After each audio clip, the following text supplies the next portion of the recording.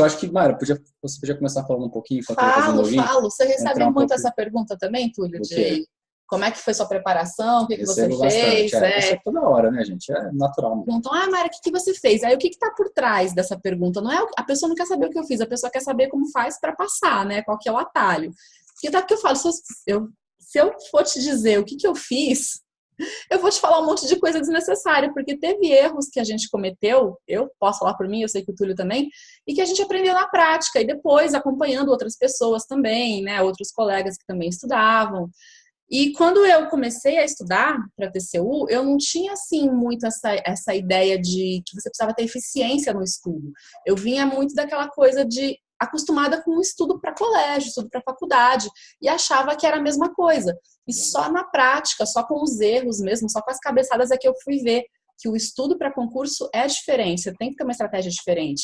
Porque quando você está estudando assim para a vida acadêmica, né, seja colégio, seja graduação, seja pós-graduação, enfim, você não precisa via de regra, você não precisa de tanto conteúdo memorizado num prazo muito longo para você ter que dispor desse conteúdo todo de uma vez, num dia só. Você vai estudando ali, tem uma prova, você estudando na semana anterior, às vezes até de véspera, vai mantendo suas matérias ali em dia, assiste sua aulinha, faz suas anotações, e o professor tá ali te dando a dica, né? Para concurso a coisa muda um pouquinho de figura. Eu não entendia isso, eu não entendia que você tem que ter estratégia para memorizar o conteúdo no longo prazo. Diga lá. E naquela época, né, Mayra, a gente não tinha tanta informação na internet como a gente tem hoje. A gente tinha ali alguns fóruns, né? Mas assim, não se falava muito em como estudar. Não, era mais assim, aspectos do conteúdo e material. E aliás, até às vezes mais atrapalhava do que ajudava, né? Porque a pessoa chegava lá e postava 5 livros de constitucional. Você ficava, ai meu Deus, que nem um desesperado, comprava tudo, ia ler aquele negócio todo. Não tem necessidade disso. É verdade. Você passou por isso também, né? Vai falando isso, então, quando eu comecei a estudar, eu tinha aquela visão assim de que ia passar a pessoa que ficasse mais horas estudando, ou a que lesse mais livros, a que tivesse estudado mais doutrinadores. Eu me preocupava com muita coisa que não era importante. O que é realmente importante? É marcar a questão. Eu sempre falo isso e eu sempre vou falar isso.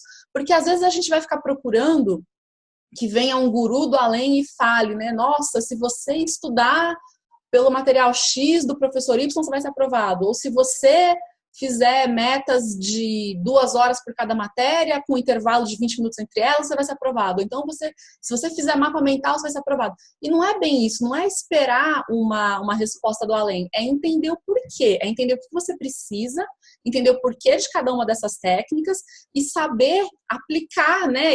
E aí você vai poder, entendendo o porquê que você está fazendo aquilo, você vai poder filtrar e entender se aquilo é bom para você ou não, se aquilo vai resolver para você ou não. Então, o que você precisa? Marcar o X no lugar certo, pintar a bolinha certa. Para isso, você tem que memorizar muita coisa, você tem que fazer um estudo com estratégia para memorizar muita coisa, bem diferente da época do colégio.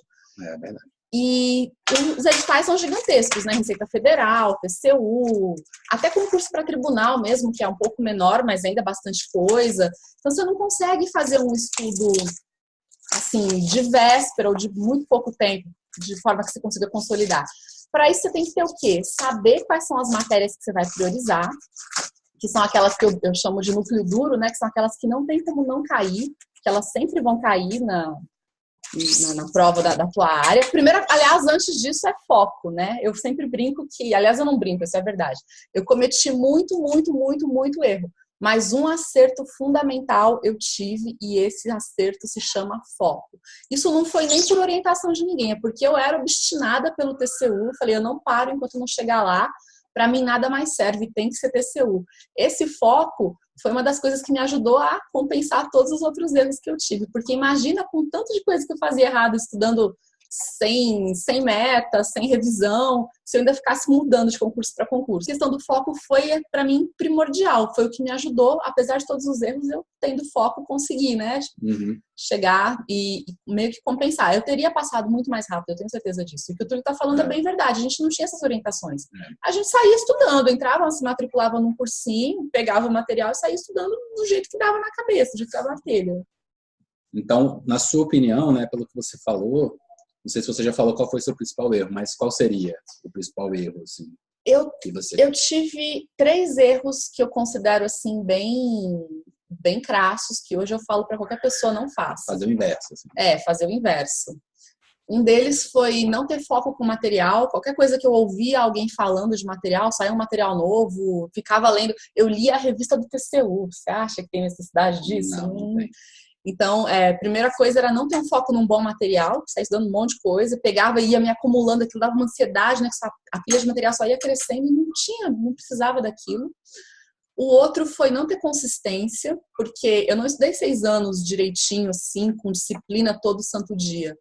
Eu tinha altos e baixos. Nesse meio tempo eu fui aprovada no Supremo, aí, né, tomei posse lá, dei uma esfriada. Eu nunca parei totalmente, mas eu nunca mantive o foco, né, a disciplina e a habitualidade depois que você conquista.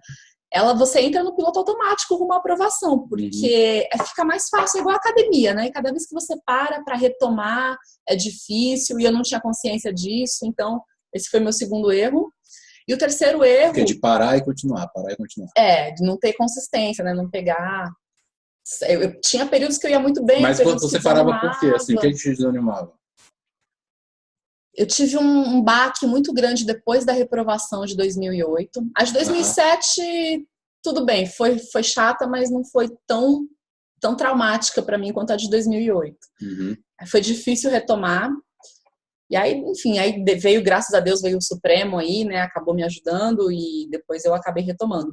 E depois que eu tomei posse, né, no Supremo também, que você já começa a trabalhar e dá uma caída mesmo no ritmo. E eu procrastinava muito também, não era esse exemplo de perfeição que as pessoas me veem e acham que eu sou, não. Tinha dia que eu não conseguia, tinha dia que eu ia para frente da TV, tinha dia que eu ficava enrolando, sentava na frente do livro e só faltava dormir, não rendia a coisa. Então, foram altos e baixos. Isso. E o terceiro, o que eu já falei? Eu falei que eu não tive consistência, eu falei que material, e o terceiro foi que eu não tive organização. E nessa organização eu incluo revisão também. Eu não fazia material para revisar, eu não sabia, assim, eu acordava no dia, olhava lá para minha pilha de material, hoje eu tô a fim de estudar isso. Então, tudo isso, poxa, né? Quanto que eu rodei a mais do que eu precisaria se eu soubesse dessas coisas. É verdade. E você, Túlio, o que você acha que foram seus piores erros? Eu acho assim, o erro número 1, pessoal, que eu acho que é um erro que as pessoas hoje em dia não cometem tanto mais, que é justamente o problema do material. Naquela época, quando a gente estudou, né, ele estudava ali em 2007, 2006, 2007, a gente ainda não tinha esses materiais tão bons, assim, livros tão direcionados para concurso. Cursinhos preparatórios direcionados e o material para concurso é bem melhor estudar. Então, assim, e aí, junto com esse erro, tem um outro erro que é o quê? Eu resumi esses livros todos. Então, para ver um livro desse, aí demorei 5 meses para ver o outro livro. Hoje você pega um material já preparado, né, direcionado, que não aprofunda tanto quando não precisa, e quando precisa aprofunda, que os materiais para concurso são assim, eles vão no nível da banca, né? Eles vão no nível da banca, e esses aqui não vão. Então, seu estudo é muito mais prático. E juntamente com esse erro de utilizar esses materiais aqui, materiais que não eram direcionados, foi o erro de resumir. Porque se eu tivesse simplesmente grifado os materiais, né? E quantas vezes você relia? Se eu tivesse... eu li vários... Não, eu li, mas demorou muito para ler, né? Mas assim, depois que eu estava tudo resumido, foi ótimo. Mas para eu chegar no resumo, eu demorei anos. Porque esse é um erro. Não precisava. Se eu tivesse, por exemplo, um livro desse aqui hoje, se eu tivesse lido, eu leria ele. Vamos supor que não existia. Eu leria e eu ia grifar os principais pontos, né? E aí depois, o que eu ia fazer? Eu ia revisar com base nos meus grifos. Então, assim, eu ia gastar 1/10 do tempo, 1/5 do décimo que eu gastei fazendo resumo. Resumo perde muito tempo, a gente perde muito tempo no resumo.